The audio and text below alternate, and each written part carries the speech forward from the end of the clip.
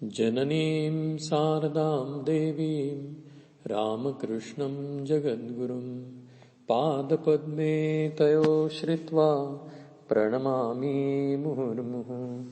नमः श्रीयतिराजाय विवेकानन्दसूरये सच्चित्सुखस्वरूपाय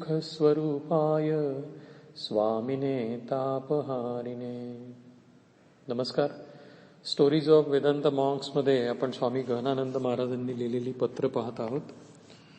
आजच्या या पहिल्या पत्रामध्ये गहनानंद महाराज पहा काय लिहित आहेत. ते म्हणतात की तुम्हारे गुरु महाराज श्री रामकृष्ण देव ही है जो कि तुम्हारे इष्ट देवता भी है. हमारे मठ में सभी लोग इस बात को जानते हैं. श्री श्री माँ भी जब किसी को दीक्षित करती थी तो कहती थी कि श्री श्री ठाकुर ही गुरु है, वे ही इष्ट है.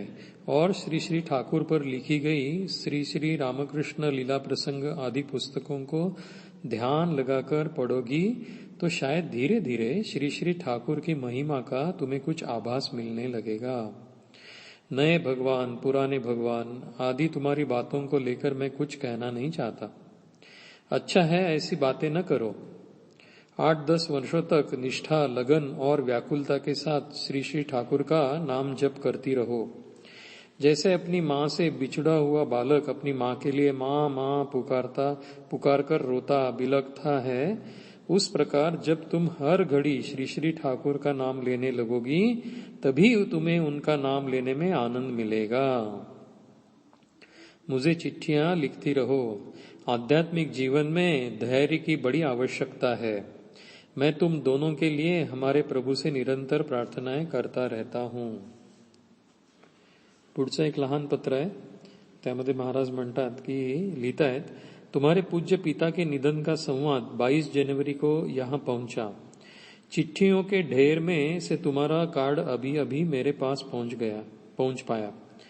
तुम सब शर्मा जी के योग्य उत्तराधिकारी हो. तुम्हें तो श्री भगवान के वचन ज्ञाति है कि वासांसी जीर्णानि यथा विहाय नवानि गृह्णाति. तुम्हें पिता के लिए शोकाकुल होना शोभा नहीं देता. तुम्हें पिता के लिए शोकाकुल होना शोभा नहीं देता. तुम लोगों ने 12 कृत्य अच्छी तरह कर लिए होंगे, यह मेरी आशा है. मैं तुम लोगों की भलाई के लिए निरंतर श्री भगवान को मनाता रहता हूं. हे सांत्वनपर पत्र त्यांनी पाठवले बघा त्या एका भक्ताला. पुढे एका महिलेला ते पत्र पाठवत आहेत. कल्याण या बेटी श्र म्हणून म्हटलंय त्यांनी नाव. त्यांचं श्र पूर्ण नाव प्रिंट केलेलं नाही याच्यामध्ये पत्रांमध्ये. तो श्र हा शब्द फक्त लक्षात ठेवाय पुढचं पत्र वाचन करताना, कारण तो एका ठिकाणी परत येणार आहे तो उल्लेख. महाराज बघा काय लिहित आहेत. ते म्हणतात की हमने अपने मन के संबंध में ऐसे समझो कि तुम्हारे मन के शुद्ध स्वरूप का नाम शारदा देवी है, श्री रामकृष्ण है, और उसके अशुद्ध स्वरूप का नाम श्र है. म्हणजे त्या व्यक्तीचं नाव, म्हणजे ते अशुद्ध रूप झालं, त्या मनाचं अशुद्ध स्वरूप, त्याचं नाव, ती व्यक्तीचं नाव. इसलिए जब भी तुम अपनी अशुद्धियों, कामना, वासनाओं के बारे में सोचती हो तब तुम्हारा मन उन्हीं में रम जाता है. इसलिए अपने शुद्ध मन का ही ध्यान करो, चिंतन करती रहो. तुम्हारा शुद्ध मन तुम्हारा स्वरूप है और तुम्हारा अशुद्ध मन तुम्हारे पुराने संस्कारों की समष्टि. जैसे जैसे तुम उन अशुद्धियों से परिचित होती जाओगी वे तुमसे दूर भागने लगेंगी. वे अशुद्धियां तुमसे दूर भागने लगेंगी. अपने पुराने संस्कारों के फलस्वरूप ही तुम्हें यह जन्म मिला है. प्रभु के नाम जपने का अधिकार मिला है. इसलिए अपने आप को धन्य समझो, कृतकृत्य समझो और बड़े लोगों का कहना मानती हुई अपने हृदयस्थ श्री श्री ठाकुर, श्री श्री माँ के निर्देशों का पालन करती हुई जीवन बिताओ. मैं तुम्हारी आध्यात्मिक उन्नति के लिए निरंतर उनसे प्रार्थनाएं करता रहता हूं.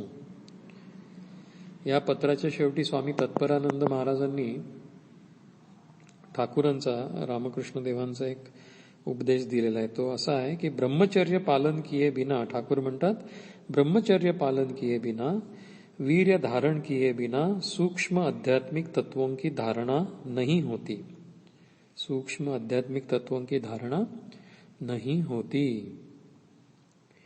पुढचं एक पत्र आहे, त्याच्यामध्ये गहनानंद महाराज लिखतायत कि तुमने अपनी चिट्ठी में अपनी समस्याओं के बारे में लिखा है, लेकिन तुम्हारी आयु क्या है, तुम क्या करते हो, तुम्हारे घर पर कौन कौन लोग हैं, घर का खर्च कैसे चलता है, पढ़ाई तुमने कहाँ तक की है आदि के बारे में कुछ नहीं लिखा. मुझे तुम अपने अगले पत्र में ये सारी बातें लिखो. मन को एकाग्र करना मुश्किल है, क्योंकि जिसे हम मन कहते हैं उसका स्वभाव ही है एक संकल्प करना, फिर तुरंत उसका विकल्प करना. मन में एक बात आती है, फिर उसे हटाकर दूसरी एक बात आती है. इस प्रकार ऐसी बातों का क्रम चलता रहता है. इसे रोकने के लिए तुम्हें अपने मन के विचारों से परिचित होना पड़ेगा.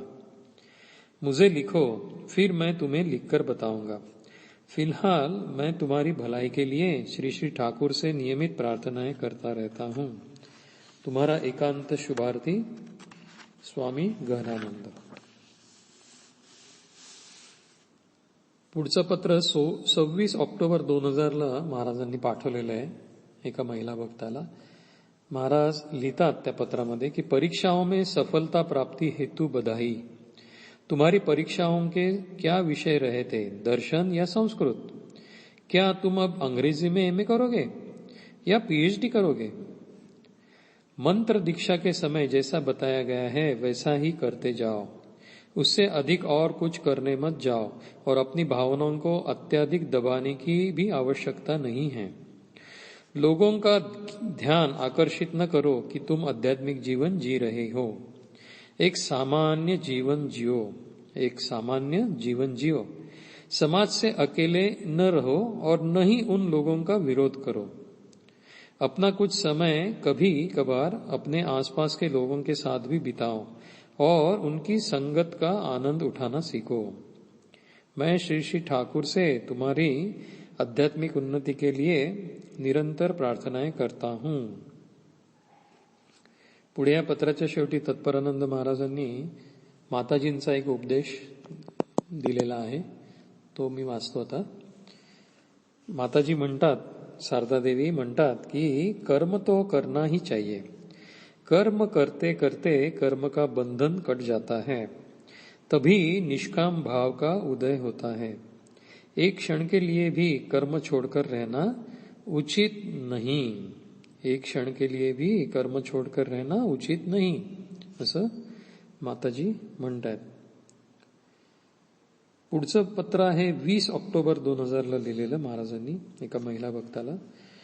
शुभ दीपावली. तुम दीपावली किस प्रकार मनाने जा रही हो?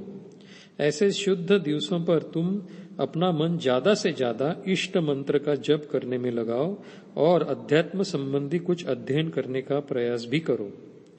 पीएचडी में तुम्हारा विषय क्या है और डिग्री पाने के बाद तुम क्या करोगी?